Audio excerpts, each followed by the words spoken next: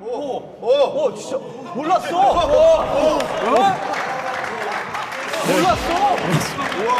아니 너 일부러 민 거 아니야? 아닙니다. 0.3%인가? 한테만 발현이 되는 부작용인데 그 부작용이 저한테 다 생겼고 결혼 못해. 취업? 나 취업 안 될 거야. 친구들? 나 친구들 다 만나면 다 놀릴 거야. 나 친구들 못 만나. 제가 6개월 동안에 진짜 그 심연에 빠져서 완전 그 바다 깊은 데서 바닥을 치고 전 그 과정이 되게 소중하거든요. 탈모라는 불운도 전 운으로 치거든요. 그러니까 운이라고 하면 당연히 좋은 거라고 생각하지만 불운도 운이잖아요. 처음에 탈모가 나한테 심하게 왔구나라고 느낀 건 군대에서였어요. 선임들이 너 머리숱이 좀 없는 것 같다라는 얘기하는 빈도수가 점점 늘어가고 군대에서도 웬만한 모자를 안 벗었어요. 네. 어차피 전투모라고 계속 쓰는데 그걸 벗는 게 좀 창피한 거죠. 더군다나 머리라도 길면 뭐 이렇게 좀 덥겠지만 뭐 빡빡머리니까 너무 적나라하게 내 탈모 상황이 너무 보이는 게 싫어서 전역하고 이제 약을 먹기 시작했는데 그 탈모 관련된 약이 있거든요. 근데 그 약에 대한 부작용이 좀 저한테 심하게 와서 0.3%인가? 한테만 발현이 되는 부작용인데 그 부작용이 저한테 다 생겼고 그 부작용 중에 또 하나는 머리가 오히려 더 빠지는 부작용이 있어요. 꾸미는 거는커녕 뭐 나가는 거조차 힘들 정도였으니까 머리 감을 때도 머리 빠져나가는 거 보기 싫어가지고 불 끄고 그냥 문 열어놓고 밖에서 들어오는 빛으로 머리 감고 그다음에 머리 헹굴 때 막 머리 빠져나가는 게 막 보이거든요. 막 그것도 그냥 애써 안 보고 그냥 씻어내고 자고 일어나면 막 베개에도 막 머리카락만 있거든요. 그럼 그것도 그냥 봐서 머리카락이 빠졌네 하고 털어내는 게 아니라 그냥 일어나서 그냥 베개를 툭 옆으로 털어내는 게 약간 제 아침 일어나면서 습관일 정도로. 그래서 나중에 제가 결혼하면서 짐을 뺄 때 그 침대를 뺐더니 그 침대 사이에 왜 막 먼지도 있고 하잖아요. 근데 머리카락이 그동안 제가 이제 탈모 한참 진행될 때 자면서 빠진 머리카락 그 안에 그게 다 있었던 거죠. 그거 보면서 이렇게 많이 빠졌었구나가 딱 실감이 나는. 어떤 생각을 하든 그거의 부정의 끝으로 간다고 보시면 돼요. 말씀하시면 결혼 못해. 취업? 나 취업 안 될 거야. 친구들? 나 친구들 다 만나면 다 놀릴 거야. 나 친구들 못 만나. 우리 가족들? 뭐 가족들이라고 날 위로해 주겠어? 뭐 그 모든 그런 안 좋은 극으로 가는 거예요. 진짜 왜 사람들이 그렇게 목숨을 끊는지 충분히 알겠다. 진짜 내가 지금 이 기분이라고 한다면 내가 이 쭉 가다가 언젠간 나도 그 선택을 해도 이상하지 않겠다라는 느낌이 들 정도였으니까요. 결론은 내렸죠. 내가 이제 머리가 안 빠지거나 머리가 다시 난다는 건 이제 불가능이구나. 그때 이제 정리가 좀 됐어요. 그 6개월간은 머리가 다시 나기를 바라는 과정이었기 때문에 더 이제 안 좋게 가는 과정이었고, 난 이제 머리가 날 수 없구나라고 받아들이니까 딱 전환이 되더라고요. 오늘부터 나는 뭘 해도 전문직으로 보이는 스킨헤드로 가든지 아니면 가발을 쓰자. 빡빡 밀고 안경 쓰고 하면은 되게 뭘 들고 있어도 칼을 들고 있으면 요리 전문가 같고 조각 칼을 갖고 있으면 조각 전문가 같고 뭐 이제 뭐 노트북 들고 있으면은 엄청난 개발자 같고 뭐 이런 거 같잖아요. 그래서 머리를 밀든지 가발을 쓰자라고 결심을 했고 그때부터 이제 가발에 대한 공부를 하기를 시작을 했어요. 가발을 이제 한 곳에 주문을 해서 공부를 해갔죠. 이렇게 주문을 해달라. 공부를 해서 그걸 가져와서 쓰는 날 이제 결단이 나는 날이었어요. 내가 오늘 가발을 쓰고 만족을 하면 나는 계속 가발을 쓰는 거고 만족을 못하면 이제 나는 머리를 오늘 면도를 한다. 그 둘 중에 갈림길이었고 다행히 가발이 만족스럽게 나왔던 거죠. 나 이제 극복을 할 수 있겠구나. 그동안에 대인기피증처럼 사람도 못 만나고 했던 게 저는 스스럼 없이 얘기해요. 전 정말 운이 좋았던 사람이에요. 네. 근데 저는 그 운에 탈모라는 불운도 저는 운으로 치거든요. 그러니까 운이라고 하면 당연히 좋은 거라고 생각하지만 불운도 운이잖아요. 저는 머리가 빠졌다라는 게 되게 불운인데 머리가 빠졌기 때문에 이 가발이라는 아이템을 진정성 있게 할 수 있었던 것도 운이었고 그렇게 했더니 방송에 출연할 수 있는 기회가 온 것도 운이었고 그게 좋건 나쁘건 그 운을 제 걸로 소화했다라는 거에 대해서는 제 능력, 그걸 소화하는 건 제 능력이지만 운은 제 능력이 아니었다고 보거든요. 그래서 르브론 제임스가 그 사람의 농구 실력이 있다고 해서 1,000억이 넘는 연봉을 받는 것이 과연 정당한 것인가? 뭐 그거에 대해서 이제 그 사람이 만약에 다른 시대에 태어났다면 농구 실력이 증명받을 수 없었을 거고 미국이란 좋은 나라에서 농구가 한참 인기 있는 시대에 태어난 것도 운 아니겠느냐 뭐 이런 걸로 막 이렇게 다른 걸 보고 저도 운에 대해서 생각을 상당히 많이 하거든요. 포인트가 그거였어요. 운이라는 거를 받아들여야지 운을 내 능력이라고 인정하는 순간 그 자만에 빠진다고. 저도 제가 커트 실력이나 디자인하는 거에 대한 실력에 대한 자부심은 있지만 지금 이렇게 제가 이렇게 일구고 이뤄 나가는 데 있어서는 제가 머리가 빠진 운, 그 다음에 방송을 나갈 수 있었던 운. 근데 그거를 간과하고 나만 열심히 하면 되겠지. 내 음식이 맛있으면 손님들이 줄 설 것 같은데 라고 생각하시는 분들이 너무 많은데 그게 되게 안타깝기도 하죠. 네. 그런 것 같아요.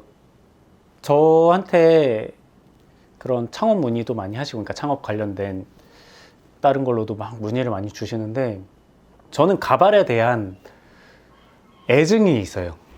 근데 여기도 사랑이 빠지지 않잖아요. 저는 진짜 증오하는 존재였거든요, 가발이.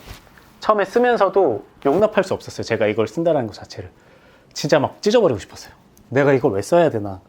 근데 막상 쓰고 나니까 제 생활이 바뀌었고, 저는 가발 쓰기 전까지 6개월 내내 진짜 지금 와이프인 여자친구도 거의 안 만나고, 친구들은 도대체 얘한테 무슨 일이 생긴 거 아닌가, 어떤 친구는 얘 공무원 준비하는 거 아니야 싶을 정도로 연락이 안 되니까, 친구를 만날 수가 없어서.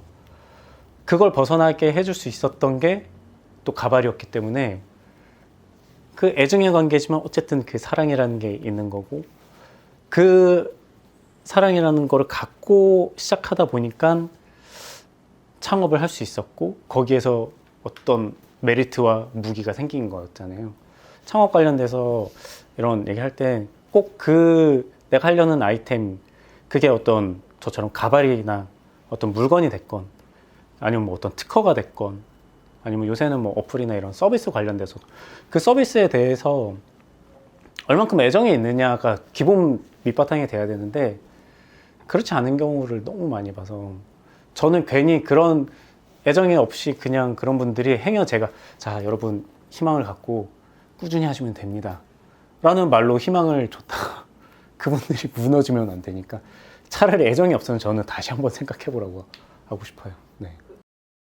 전 처음 시작부터도 예약제로 했던 이유가, 제가 가발 손님일 때 여러 군데 샵을 다녀보면은 그냥 뭐 길거리에 있는 뭐 가발샵들은 문을 열고 들어가면은 이미 뭐 다른 손님도 있고, 그럼 막 뭐 언제 끝날지도 모르고, 일반 미용실들이 보통 그렇긴 하잖아요, 예약을 안 하고 가면. 그래서 막 기다렸다가 하면은 이제 그 기다리는 과정도 그렇고 그 공간에서의 느낌이, 저는 탈모 때문에 되게 자존감이 되게 떨어져서 왔는데 그 타인들을 계속 마주쳐야 되고, 가발을 쓰고 있는 사람도 막 마주쳐야 되고, 그리고 제가 상담을 받는 것도 노출이 되어 있었어요.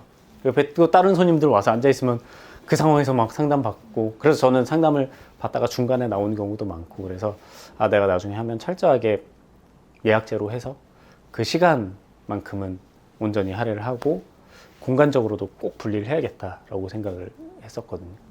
저희 100분 오시면 100분 다 무조건 응대도 제가 하고, 상담이나 가발을 제작하기 위한 이제 본을 뜨고 디자인 진행 과정이 있거든요. 그 디자인 진행 과정, 그거는 무조건 100% 제가 다 하고요. 저희 직원이 지금 4명이나 있는데도 그 직원들이 하는 일은 따로 있고, 그리고 가발이 나와서 그 가발을 착용해서 커트해드리는 것도, 그건 이제 저희 디자이너 2명이 있어서 같이 작업을 하지만 꼭 제 손에서 마무리해서 제가 손질을 해서 배웅해드리는 것까지도 무조건 제가 꼭 하는 일이에요.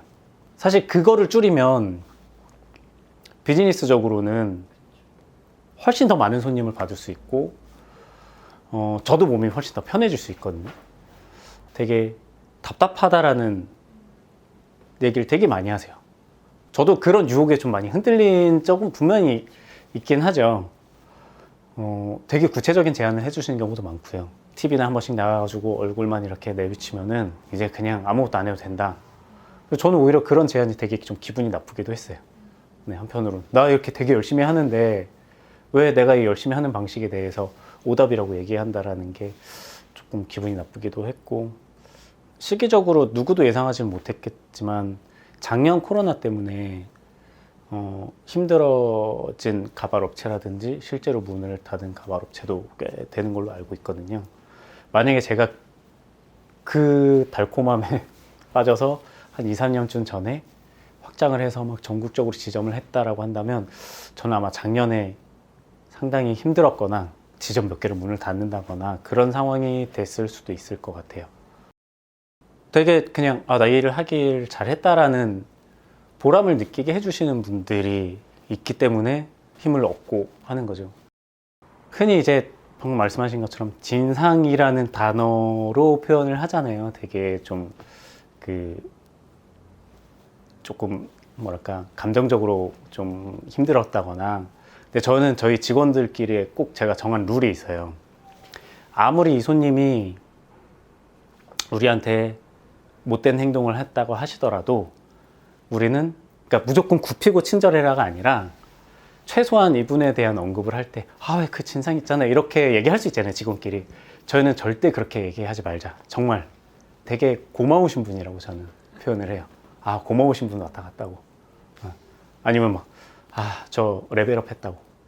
그런 또 저의 태도가 직원들이 봤을 때도 손님을 대하는 태도에 또 밑바탕이 될 수 있을 것 같아서 아무리 힘들게 하셔도. 네. 근데 저는 그건 있어요. 흔히 그런 저를 레벨업 시키시는 분들, 감사한 분들한테는 제가 장사하는 사람으로서 어쨌든 저도 장사를 하는 거잖아요. 물건이나 서비스를 주고 돈을 받는 사람이니까. 근데 저는 이분이 어떤 인간적인 게 됐건 예의가 됐건 사람 대 사람의 어떤 선을 넘으면 저는 그 손님을 거절을 해요. 네, 제가 진행해드릴 수 없을 것 같다. 한 번은 저 관련된 유튜브나 이런 데 보면은 그런 리플도 제가 저기는 손님 거절한다고. 네. 저기는 장사하는 사람이 손님 쫓아낸다고. 근데 저는 막 등 떠밀고 내쫓은 적은 한 번도 없거든요. 일단 반말부터 시작을 해서 너 지금부터 나한테 내가 만족할 만한 완성도 있게 보여줘. 이러면은 일단 저도 최선을 다해서 보여주긴 하죠. 근데 그 과정에서 뭐야, 너 내가 생각했던 것보다 별론데? 근데 사실 표정은 안 그래요. 표정은 되게 마음에 들어요. 그러니까 그게 다른 거. 마음은 그런데 태도를 계속 그렇게 해야 된다고 생각하시는 분들이 계세요. 제가 거절을 했을 때 엄청 소리 지르시고 막 저기는 가발들이 이제 막 뭐 얼마나 잘났길래 막 다행히 막 이렇게 하신 분은 아직 없었는데 막 가발 막 이렇게 막 던지시면서 이렇게 하고 그러면 이제 다른 손님들도 막 들리잖아요, 그런 게. 근데 네, 그렇게 막 소리 지르고 하시면은 저는 가만히 있을 수밖에 없는 거죠, 그냥. 옛날에는 그런 거 한번 경험하면은 진짜 막 손이 바들바들 떨리고 이래가지고 다음 손님 진짜 막 한 시간 정도 대기시켜드리고 제가 막 밖에 나가서 바람 쐬고 오고 막 이런 경우도 있었어요. 근데 지금은 네, 뇌구조가 좀 긍정적으로 생각하려고 하는 게 있어요. 그래서 저 함부로 어디 가서 긍정적으로 생각하세요라고 또 얘기 안 하거든요. 왜냐면 그게 마음먹은 대로 안 된다는 걸 너무 잘 알고, 저는 제 뇌구조가 그런 걸 너무 잘 알아서. 가발도 사실 제 스스로 의도적으로 좋게 생각하려고 저한테 하는 말이기도 해요. 예를 들면 가발은 좀 불편하고, 왜 안 불편하겠어요? 좀 불편한 점도 있고 뭐 여름엔 답답한 것도 있고. 근데 그거에 대해서 생각하기 시작하면은 저도 얘한테 약간 나쁜 마음으로 좀 치우칠 수도 있을 것 같은 거예요. 그래서 저는 농담이 아니라 집에 가서 벗으면은 저 혼자 오늘도 수고했어 이렇게 막 이렇게 손질을 해야 하면서, 제가 얘를 정말 진정성 있게 가발에 대해서 긍정적인 생각이 깔려 있어야 손님들한테 뭔가 설명을 하더라도, 단점을 설명해도 애정이 밑바닥에 깔려서 단점을 설명하는 거랑 가발이 진짜 답답해요라 하는 거랑 다를 것 같아서 그걸 되게 경계를 많이 하는 편이에요. 최대한 생각을 좀 좋게 하려고 하는 편이죠. 저는 탈모 때문에, 이게 탈모가 아니라 다른 어떤 고민도 마찬가지지만 저는 차라리 그 고민을 엄청나게 저 심연으로 빠져가면서까지 한번 하고 바닥을 쳤으면 좋겠어요. 이게 어중간하면 계기가 안 생기더라고요. 제가 6개월 동안에 진짜 그 심연에 빠져서 완전 그 바다 깊은 데서 바닥을 치고 이제 머리를 밀든 하자라고, 저는 그 과정이 되게 소중하거든요. 그 아픈 시간이었지만 그게 아니었으면 저도 어중간하게 이렇게 할까 저렇게 했을까 하면 더 길어졌을 수도 있어요. 그래서 진짜 가발이면 가발에 대한 생각에 극으로도 한번 빠져보고 머리를 한번 밀어볼까, 아니면 이대로 생활하기 위해서는 내가 어떤 게 필요할까, 아니면 뭐 탈모가 된 상태에서도 뭐 최선의 방법이 있으니까 아니면 흑채를 좀 뿌려볼까, 뭐 파마를 해볼까, 뭐 이런 대안에 대해서 깊이 고민하고 흠뻑 적고 나와야 돼요. 그냥 그거예요. 저를 봤을 때 와, 저 사람 가발 잘 쓰네, 저 사람한테 가서 가발 맞춰야지 라고 생각하라는 게 아니라, 그냥 저 사람은 탈모 때문에 엄청 고민을 하고 되게 마음의 상처도 많이 받았을 텐데 결혼도 하고 가정도 잘 꾸리고 자기 일도 열심히 하면서 되게 잘 살고 있네? 라는 저 같은 존재 한 명만 봐도 그 고민하는 데 있어서 조금은 부담이 덜어지지 않을까라는 생각을 하거든요. 그게 제 나름의 역할이라고 제 스스로 생각을 해요. 의외로 그런 거에 위안을 얻는 분들이 되게 많으시더라고요.